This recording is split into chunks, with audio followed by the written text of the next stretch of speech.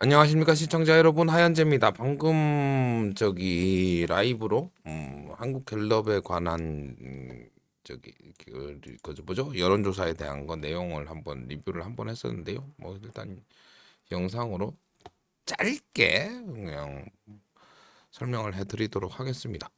뭐 근데 뭐 더 긴 내용은 우리 영상 링크에 있는 뭐 이제 라이브 한번 보시면 될 것 같고요. 그냥 간단하게 말씀을 드리겠습니다.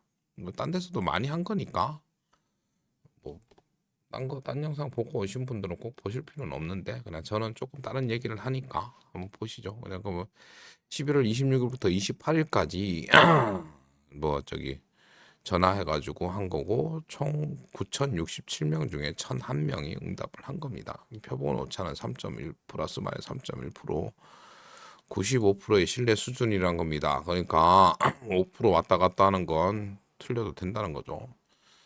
그 실제로 이제 간단하게 뭐 자세한 거는 이제 링크에 있는 라이브를 보시면 되시고요. 뭐 대통령 직무수행 평가와 정당 지지도 요걸로 딱 요거 두 개로만 이제 뭐 일단 이야기를 그냥 해 볼게요. 자, 대통령의 지지율은 떨어졌습니다. 근데 아까 요약을 볼 거 같나? 정당의 지지도는 올라갔습니다. 그 뭐죠? 그럼 간단하게 얘기를 할게요. 정부는 하고 있고 정당은 바로 가고 있다. 정당이 바로 가고 있는 건 정부는 윤석열 대통령님과 친윤들은 잘못하고 있다. 한동훈 대표가 지금 이제 민생을 보고 민심으로 돌아선 거에 대해선 국민들이 긍정적 평가를 하고 있다. 로 간단하게 요약될 수 있을 것 같습니다. 그죠? 뭐 이제 뭐 친윤들이 한동훈 대표를 이렇게 뭐 당원 게시판이나 이런 걸로 아무리 까도 다 그거 까는 걸로 이제 당의 지지율이 올라갔다고 보기에는 대통령의 지지율이 떨어진 거를 설명할 방법이 없습니다. 근데 다만 이 영상에서 얘기했던 거 지금 1,000명입니다. 1,000명, 1,000명. 4천만 명 중에 1,000명, 뭐 유권자인 뭐 3천만 명 정도라 생각을 하죠. 그 해도 1,000명이면 얼마 되지 않고, 여기서 보시면 지역별로 서울이 실제로 1,000명 중에 3분의 1로 300명 정도는 돼야 되죠. 경기가 실제 비율이 더 많네요. 서울 경기 합쳐서 500명. 근데도 비율은 분명히 틀립니다. 그래서 저는 이제 간단하게 말해서 여론조사에 대해서는 그냥 신뢰도를 크게 두진 않는다.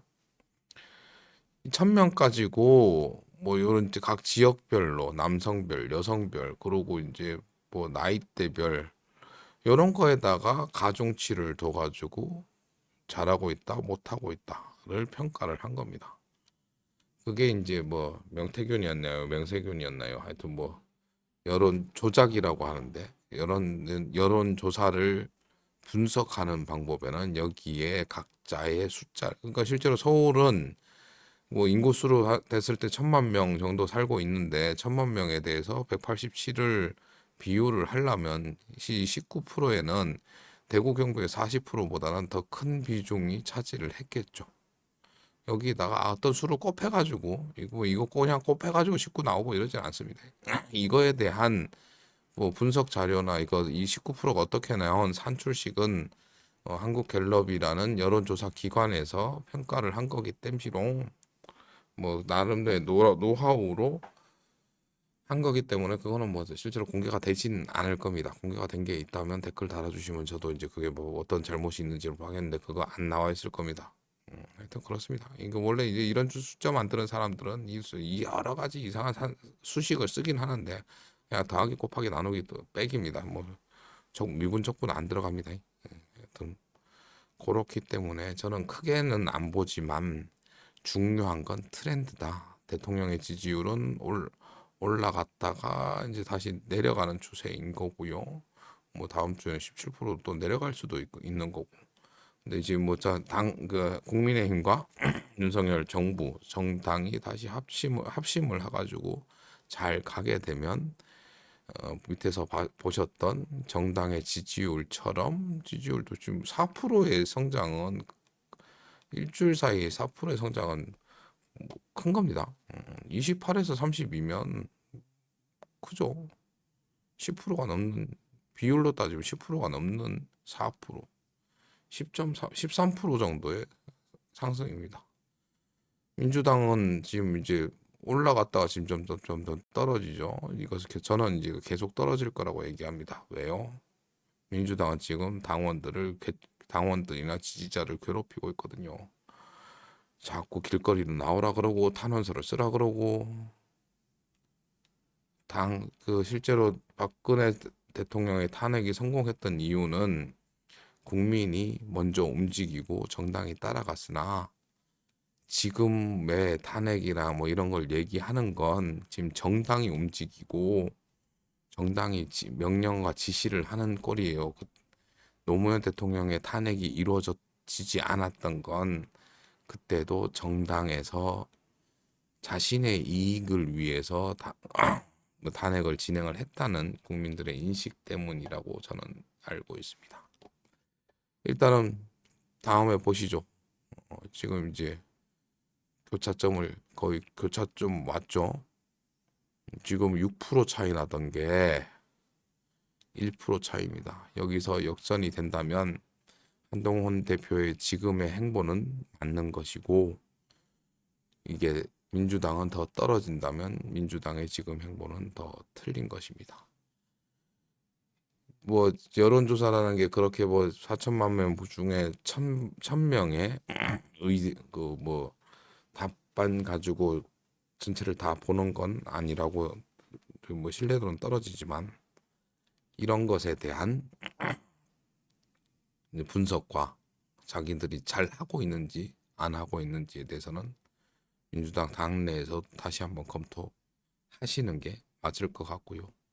더불어 지금 이제 윤석열 대통령 대통령실에서도 지금 요런 문제들 나와 있는 문제들 경쟁 민생 물가는 뭐 맨날 나오는 문제니까 아직도 여전히 1등인 김건희 여사 문제 외교 소통 미흡 소통 미흡과 저는 이제 저 독단적 일방적인 거를 같이 보는 거고요. 그러면 그건 11%입니다. 김건희 여사 문제만큼 문제점이 있다고 하고 뭐 경험 자질 부족 무능함도 이거는 뭐 갑자기 바뀌지 않았으니까 외교가 8%나 3%나 증가한 8% 정도로 3등으로 올라왔습니다. 이런 문제에 대해서도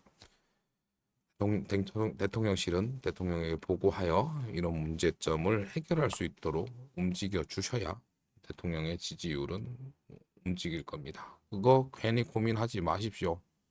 대통령실보다 더 많은 인원과 리소스가 있는 정당의 말을 들으면 될 것이라고 조언드립니다. 대통령실은 더 실제로 보면 국가 서열상으로는 더 위긴 하지만 더 많은 사람이 고민하고 더 많은 사람이 대안을 생각하고 있는 정당과 다시 손을 잡고 나이 어린 당대표라 무시하지 말고 많은 대중의 지지를 받고 있는 당대표의 말을 듣는다면 대통령 지지율도 다시 올라갈 수 있을 거라 생각합니다. 한낱 뭐 유튜버일지 모르지만 명함에는 정치 컨설턴트로 적혀 있는 하현재였고요. 뭐 길지 짧게 하려고 그랬는데 또 원래 또 9분 정도 10여 분의 시간이 지나갔습니다. 하여튼 그냥 그 숫자를 보고 뭐 어떤 걸 판단하고 뭐 이렇게 하는 게 뭐 얼마나 정확하겠습니까? 하지만 거기에 숨겨진 뜻을 보고 뭔가를 변화를 해야 됩니다. 뭔가를 변화를 해야 뭔가를 시도를 하고 변화를 해야 어떤 변화가 생길 것이고 이걸 보고 아무렇지도 않게 가만 있는다면 어떠한 지지율의 반등도 있지 않을 것입니다. 움직이십시오. 변화와 쇄신은 대통령실에서도 얘기했던 내용입니다. 지금 국민의힘 당대표인 한동훈 대표도 얘기를 하고 있고요. 다시 정과 정당 당정이 합심하여 더 나은 대한민국을 만들어 주시길 요청드리는 바입니다. 함께 해주신 영상을 시청해주신 모든 분들께 감사드리고요. 감사한 만큼 사랑하고요. 하늘 복 많이 받으세요. 그럼 다음 영상에서 뵐게요. 짧게 저번 평상시보단 좀 짧아요. 뿅.